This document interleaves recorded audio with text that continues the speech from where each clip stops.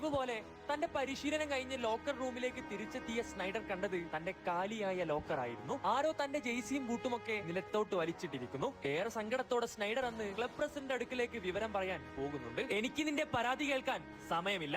ഞങ്ങൾക്ക് ഈ സീസണിൽ ചാമ്പ്യൻസ് ലീഗ് നേടിയേ മതിയാകൂ. അതിന് നീ ഈ ടീമിന് ഫിറ്റ് അല്ല. തൽക്കാലം നിനക്ക് ഇവിടെ നിന്ന് പോവാം. പരാതി പറയാൻ റയൽ പ്രസിഡന്റിന്റെ അടുക്കിലേക്ക് പോയ സ്നൈഡറിന് തിരികെ ലഭിച്ച മറുപടികളായിരുന്നു ഇവയെല്ലാം. താങ്കളുടെ പുതിയ ടീം നേടുന്നതിന് മുമ്പ് ആ UCL കിരീടം ഞാൻ സ്വന്തമാക്കിയിരിക്കും. തന്നെ ഇത്രയും നേരം അപമാനിച്ച പ്രസിഡന്റിന്റെ മുഖത്ത് നോക്കി സ്നൈഡർ ഇത്രമാത്രം പറഞ്ഞ് നിറകണ്ണുകളോടെ ബെർണബ്യൂവിന്റെ പടികൾ ഇറങ്ങുന്നു. 2 ദിവസങ്ങൾക്ക് ശേഷം സ്നൈഡറെ തേടി ഹോസെ മൗറിനോയുടെ ഇന്റർ മിലാൻ രംഗത്തേക്ക് വരുന്നു. ഇന്ററിൽ നിറഞ്ഞാടിയ സ്നൈഡർ തന്റെ ആദ്യ സീസണിൽ തന്നെ ഇന്ററിനായി ഒരു UCL കിരീടം നേടിക്കൊടുക്കുന്നുണ്ട്.